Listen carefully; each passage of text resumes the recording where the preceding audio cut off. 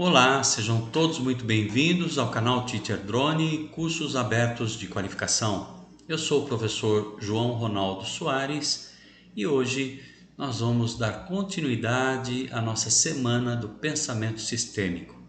Hoje, no nosso quarto episódio, falando sobre a Bela e a Fera, luz e sombra na alma humana. Vamos ter a oportunidade de olhar para essa história belíssima, mas do ponto de vista sistêmico. E no final da nossa apresentação, nós vamos poder fazer uma meditação muito significativa para todos nós. Espero que vocês apreciem. Vamos lá?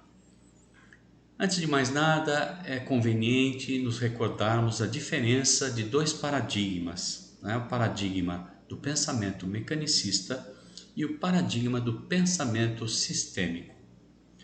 O paradigma do pensamento mecanicista é o paradigma antigo e que é responsável em grande parte, pela destruição e devastação, miséria e fome do planeta Terra, né?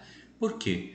Porque por trás do pensamento sistêmico nós temos o pensamento antropocêntrico, né? Anthropos, do grego homem, né? E significando então que o homem se coloca como centro do universo e o universo girando em torno dele, né? Por isso que o homem se apropria do planeta, devastando, destruindo ao seu bel prazer, até que um dia vai ser obrigado a comer dinheiro, não é, gente?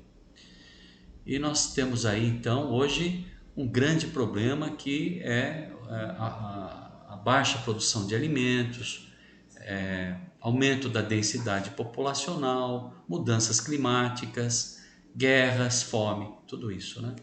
Então a grande diferença do pensamento sistêmico é que o pensamento sistêmico vai se focar numa visão biocêntrica, né? Centrada na vida, bios em grego, vida, né? Então o homem, na verdade, é apenas mais um que faz parte desse sistema. É o homem que gira em torno da biosfera da vida e não o contrário, né? Por isso que o pensamento sistêmico vai olhar para o todo, vendo muito mais do que a soma das partes em separado, como faz o pensamento mecanicista. Outra ideia é de que o pensamento mecanicista tem uma metáfora mecânica, né? De que o corpo humano funciona como um relógio, como uma máquina, que tem peças que podem ser substituídas de reposição. O universo é programável e controlável, né? Ao contrário da visão do pensamento sistêmico, que é muito mais abrangente. Ok? Eu acho que com isso a gente pode continuar com a bela história da Bela e da Fera. Luz e sombra na alma humana. Para ilustrar o que é luz e sombra em nossa alma, vamos olhar de forma sistêmica para a linda história da Bela e a Fera. Ok? Coloquei uma imagem aqui para representar a nossa sombra, que é aquilo que nós temos dificuldade de enxergar em nós próprios, mas projetamos nos outros. É muito fácil julgar o outro do que olhar para nós próprios. Havia uma vez um comerciante muito rico, né, que tinha em sua mansão muito espaçosa uma moradia onde tinha 3 filhas. 2 delas eram muito vaidosas e maliciosas, egoístas. A terceira delas se chamava Bela, que tinha um coração muito puro, uma alma muito amorosa, né? Ela olhava para a vida como Poliana, de um outro romance, sempre buscando o que existe de mais positivo e maravilhoso nas pessoas e na vida. O pai era um homem muito próspero, porque era empreendedor, mas como todo mundo tem o seu momento, né, de dificuldade. E nessa circunstância ele quebrou e seus negócios tiveram que se apequenar, diminuir, e os 4 tiveram que morar em uma casa mais humilde, bem distante de onde moravam, na periferia, né? Então o pai se revelava triste nessa ocasião, e as 2 filhas más se queixavam constantemente, sempre arrogantes, sempre acostumadas com o luxo, né? Elas não se resignavam, né? e então resolveram constantemente pedir para que a Bela, né, levasse para elas café da manhã na cama e em seus quartos. Mas a Bela, muito paciente e abnegada, não desejando gerar contrariedade e também desagradar o seu pai com tantas dificuldades, ela servia sem problema algum o café para suas irmãs na cama de maneira resiliente e paciente. Bela era muito bonita e fazia jus ao nome que trazia. O pai um dia recebe a notícia de que seus negócios tinham grande chance de melhoria, mas para isso ele precisava empreender uma viagem. Então, o pai empreende uma viagem com o seu cavalo a um porto, porque ele tinha alguns negócios com essas embarcações que haviam no porto. Assim, foi que antes de partir, ele perguntou às filhas antes de viajar: vocês gostariam de receber o que de presente quando eu retornar da viagem? As filhas malvadas disseram: vestidos, sapatos, joias como colares e pulseiras de ouro. É isso e nada menos. É o que nós merecemos, papai. E bastante arrogante. O pai anuiu prontamente. Está bem. O pai, vendo Bela quietinha ali no canto, se virou para Bela e fez a mesma pergunta. E você, Bela, o que gostaria de receber? Ela olhou nos olhos do pai, com empatia, com carinho, e respondeu: papai, uma rosa vermelha é o suficiente. Nada mais do que isso. O pai falou: tá bom. Foi assim que o pai empreendeu então a sua viagem e foi tocar os seus negócios para ver se melhorava a situação da família. Na viagem de retorno, que demorou várias semanas, né? Estava na estação do inverno. O pai estava andando pelas trilhas de uma montanha com muita neve, muito frio e a noite estava chegando. Temia pela própria vida. Falou: puxa, eu preciso sair dessa dificuldade. Foi assim que ele dobrou assim o estreito de uma estrada e encontrou um castelo todo iluminado, um castelo maravilhoso, e decidiu então pedir refúgio naquele lugar, temendo pelas dificuldades que estava enfrentando, pois estava com muito frio e muita fome. Bateu na porta do castelo e ninguém atendeu. Insistiu algumas vezes e mesmo assim ninguém veio atendê-lo. Ele teve então a ousadia de entrar e quando entrou estava tudo aquecido, a lareira acesa e tinha no centro da sala maior uma mesa de jantar toda guarnecida, limpinha e com comida quentinha e pronta para quem quisesse se alimentar. O senhor ficou surpreso e disse: como pode? Não tem ninguém? E essa comida aqui, né? Muito bem feita, se percebe com qualidade, né? Então ele não pensou duas vezes. Sentou-se e comeu, estava com muita fome. Tá? Não importa. O problema é importante é que eu vou ser atendido. Estou passando fome e vou comer nessa mesa maravilhosa. Tinha um perfume maravilhoso, né? E ele, muito satisfeito, devorou a comida no prato e se serviu do que havia na mesa até que se sentisse satisfeito. Ao terminar o jantar, sentiu um sono profundo, pois estava muito cansado pela viagem que já tinha empreendido há várias semanas. Refletiu que seria um bom momento para descansar e começou a andar pelo castelo para ver se encontrava o proprietário a fim de pedir, um lugar generoso para ele dormir. Ele encontrou um quarto com uma cama suntuosa, macia e bem aquecida como ele nunca tinha visto, nem nos momentos de opulência em que ele vivia.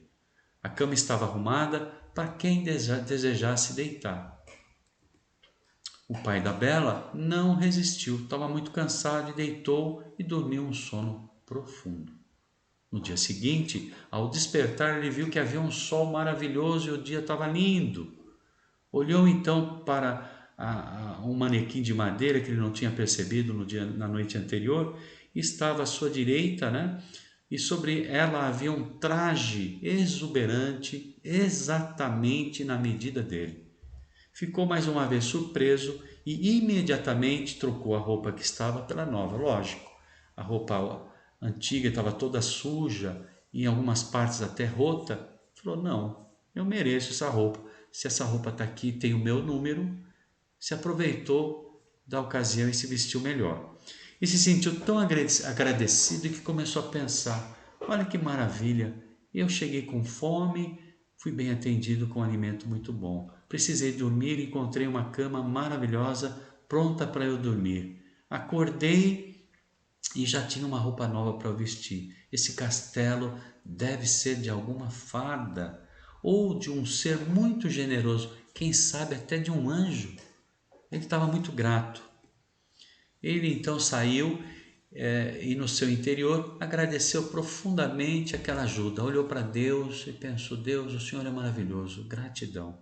E quando estava atravessando a porta do castelo, chegou a um jardim maravilhoso, muito bem cuidado, viu seu cavalo ao lado e notou que havia roseiras com rosas de todas as cores lindíssimas, uma mais bela que a outra. Foi aí que ele se lembrou, né, que a Bela lhe havia pedido uma rosa. Então ele colheu do roseiral uma linda rosa vermelha. Escolheu a rosa mais bela, a maior que tinha. Era uma rosa aveludada, lindíssima. Ele falou, pensou com muito carinho: Bela vai apreciar essa rosa. Mas no momento que ele fez isso, seu cavalo se estremece e apareceu um ser medonho, um ser com aparência animal e estranha, uma imagem amedrontadora. Ele se estremece. Esse ser era uma besta, tinha até chifres, dentes e uma bocarra, né? Quando, né? Então, a besta se dirigindo a ele, né? Você está roubando flores do meu jardim? Quando eu te salvei a vida, você veio no meu castelo, eu te dei jantar, uma cama para você dormir e roupa para você vestir, e agora está roubando as flores do meu jardim? É dessa forma que você paga por tudo aquilo que te fiz? Como pode roubar algo que, se você pedisse, eu lhe daria? Diante disso, o Senhor disse: pelo amor de Deus, se inclinou para a besta.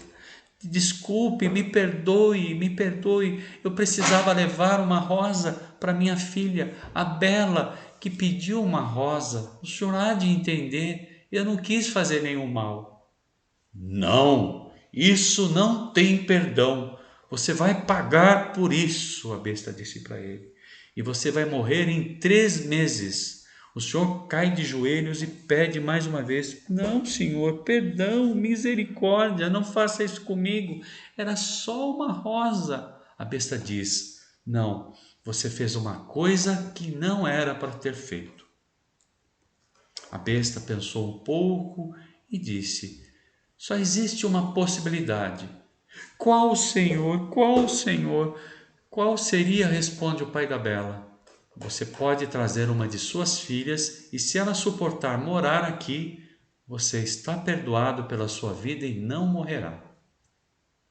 Senhor, senhor, ele olhou assim, né? Com medo da fera. O senhor quer que eu traga uma de minhas filhas para morar aqui com o senhor? Sim, é a única condição que eu exijo. Senão, em 3 meses você verá a sua vida se esvair para sempre. O pai da Bela então baixa a cabeça e concorda. Está certo, meu senhor, o senhor venceu. O homem volta ao cavalo e chega finalmente à residência, né? Encontra as filhas e conta essa história insólita. As filhas más não duvidaram.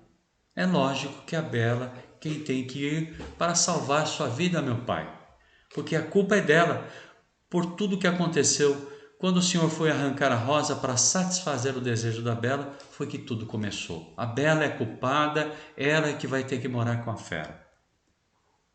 Bela ficou calada, resignada, ouvindo toda a história, a acusação.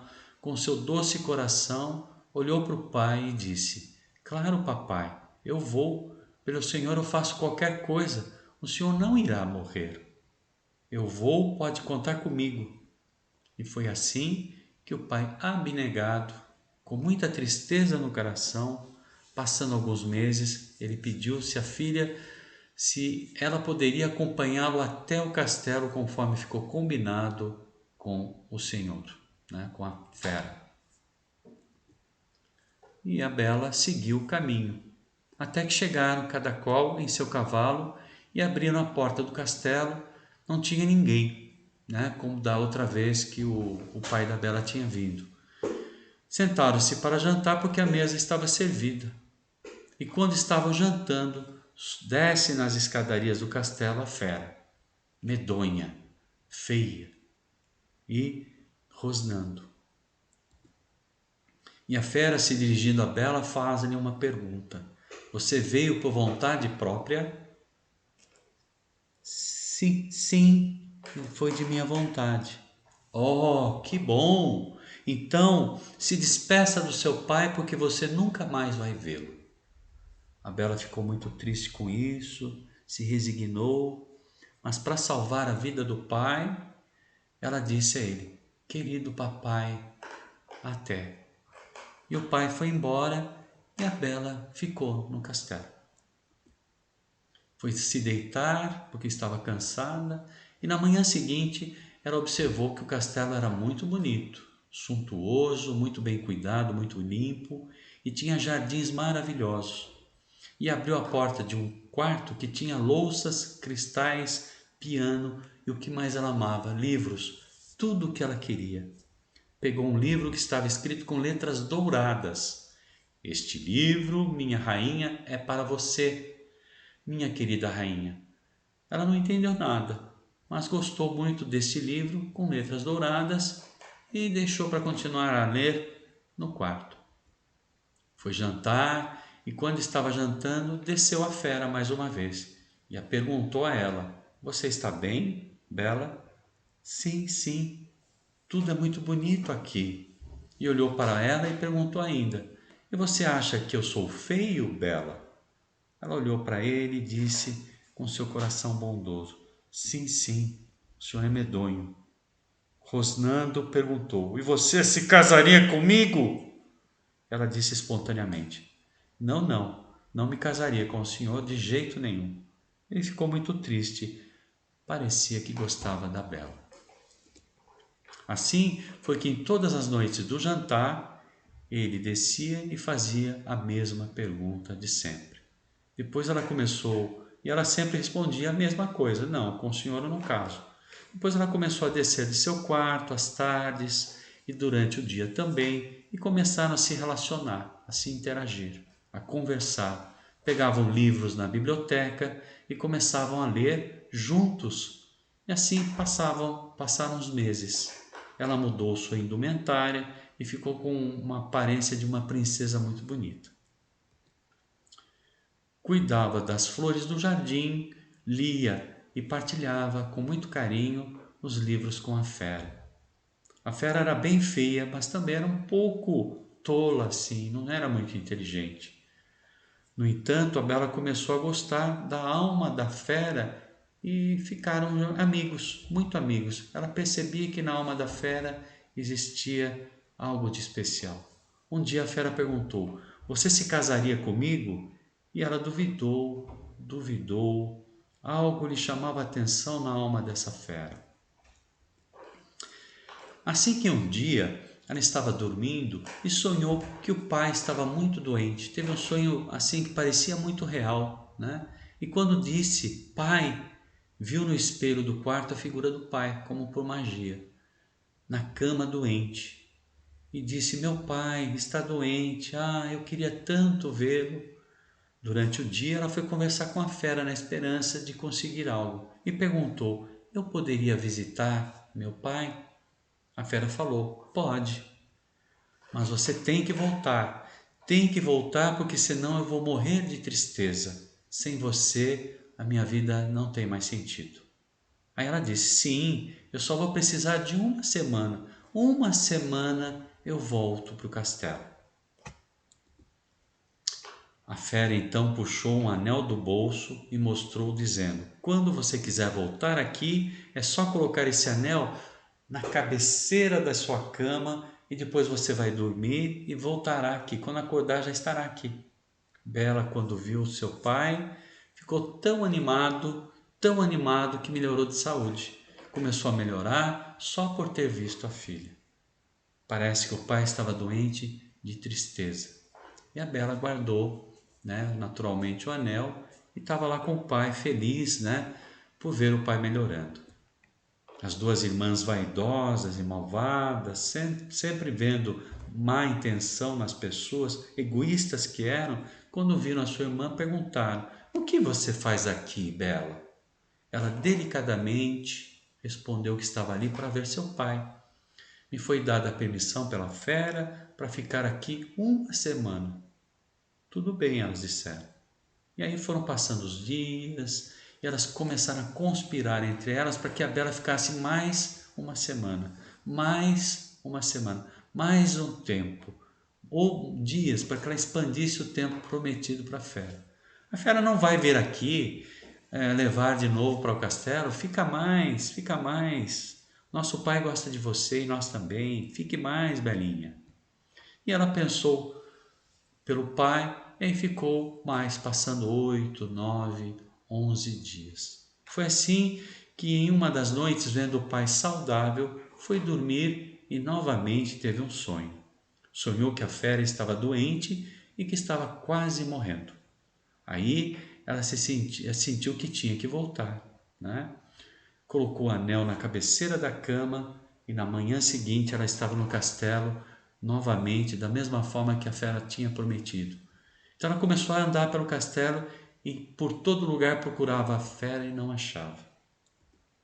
Até que chegou no jardim e viu a fera na terra deitada. Colocou sua orelha no coração e sentiu que a fera ainda estava viva. Ela se estremeceu. "Oh, meu Deus!" disse: "Fera, fera, desperte!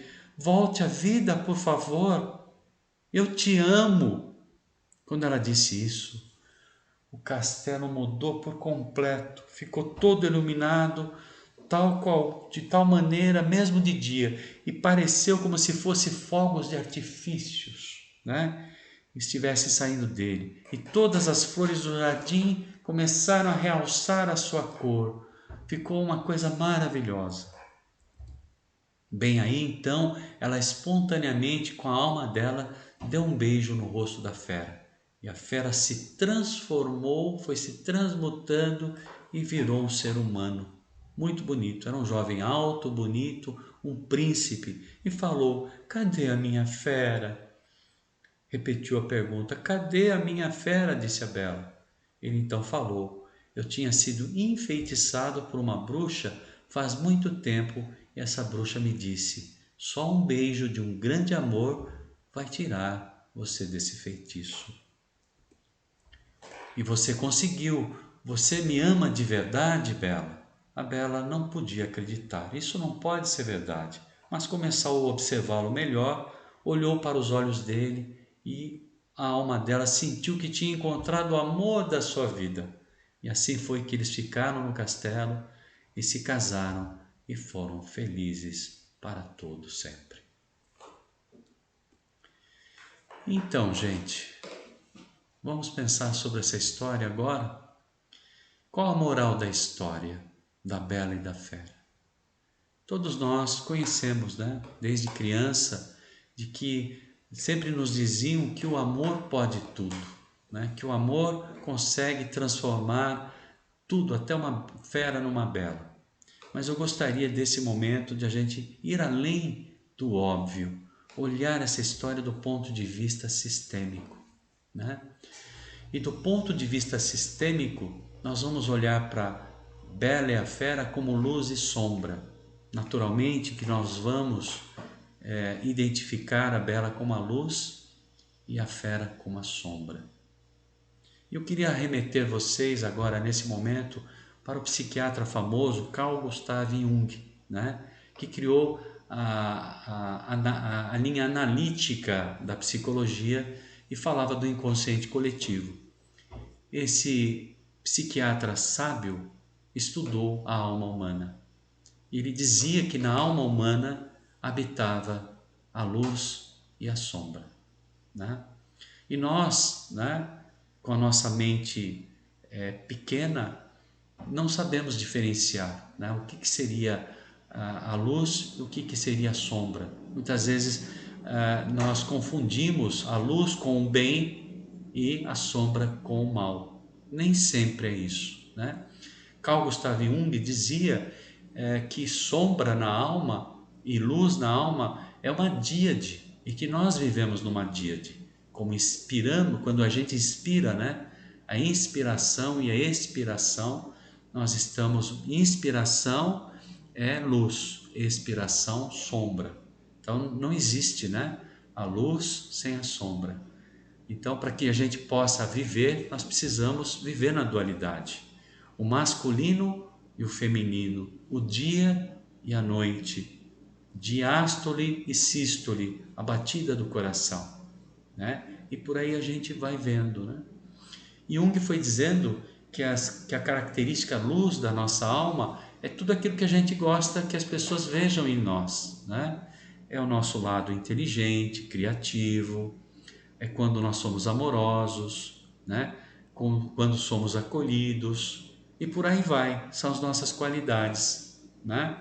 E o lado sombra é aquela parte que nós não gostamos de olhar para nós próprios, mas que faz parte da gente.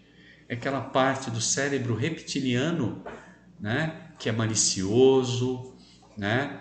Que tem aqueles 7 pecados capitais, a cobiça, né? A inveja, a malícia, né? Tudo isso. E que justamente por termos dificuldade de vermos em nós, Jung dizia que nós víamos no outro. Por isso que é mais fácil julgar o outro, né? Criticar o outro, fulano, beltrano, é assim, é assado, você viu o que fulana fez, né? Você viu como é que é gulosa, você viu como é que é ardilosa, fofoqueira, né? Então nós temos essa tendência. Mas se a gente ampliar a nossa consciência, vamos ver que nenhum de nós é perfeito. Todos nós temos luz e sombra, né? Eu gostaria de que nesse momento vocês fizessem uma pequena experiência para brincar um pouquinho. Eu gostaria que vocês inspirassem profundamente, fechassem o olho devagar, soltando o ar e, quando estivessem em paz, tranquilos, trouxessem para a mente de vocês uma pessoa do qual vocês não suportam, uma pessoa que vocês não gostam, né? Se quiserem anotar quais seriam os defeitos dessa pessoa, né? Essa pessoa é arrogante, essa pessoa é metida, essa pessoa se acha melhor do que os outros, desqualifica os outros, como é que é? Essa pessoa é ignorante. Então, se você puder escrever, escreva. Se você não quiser, não tem problema. Apenas pense quais seriam essas qualidades, esses defeitos, né? E quando você tiver tudo pronto, eu gostaria que você substituísse o nome dessa pessoa pelo seu nome. A minha sombra é pontinhos. É tudo aquilo que eu não suporto nessa pessoa. É isso mesmo, né? Então eu gostaria que vocês pensassem sobre isso, né? E em separado, né? Eu vou gravar para vocês, né? Vamos dizer assim, uma meditação sistêmica, para não se estender muito nesse vídeo, onde a gente vai entrar em contato com a luz e a sombra da nossa ancestralidade, para que a gente possa integrar tudo isso, porque é missão de todos nós na Terra, enquanto estamos evoluindo em consciência, integrar, né? Porque quando a gente não aceita o que é sombra na gente, a gente se dissocia e perdemos força. Mas quando olhamos para dentro da nossa alma, encontramos a nossa sombra e fazemos como a Bela, né? O que a Bela faz? A Bela, a princípio, repudia a fera. Não, não caso com você, você é feia. Mas a Bela, a partir do convívio, ela foi aceitando, foi amando essa parte sombra dela, né? O que seria essa parte sombra da Bela? Seria a malícia, seria a sensualidade, seria o desejo, né? Então, quando ela internaliza essa sombra dentro dela, isso possibilita ela ter mais força e amadurecer enquanto mulher para viver um grande amor. Pense nisso. Enquanto a gente estiver excluindo a sombra, vamos lá, o medo, né, o orgulho, mais se exacerba, mais cresce em nós. A ponto de eu não aceitar minha ira muitas vezes, essa ira explodir, eu brigar com alguém e não saber por quê, né? Porque é sombra, né? De repente eu me orgulhar de algo e perceber que, poxa, por que esse orgulho? É sombra. Então, quando eu internalizo e aceito como parte integrante da minha vida essa sombra, ela diminui e eu me torno mais forte.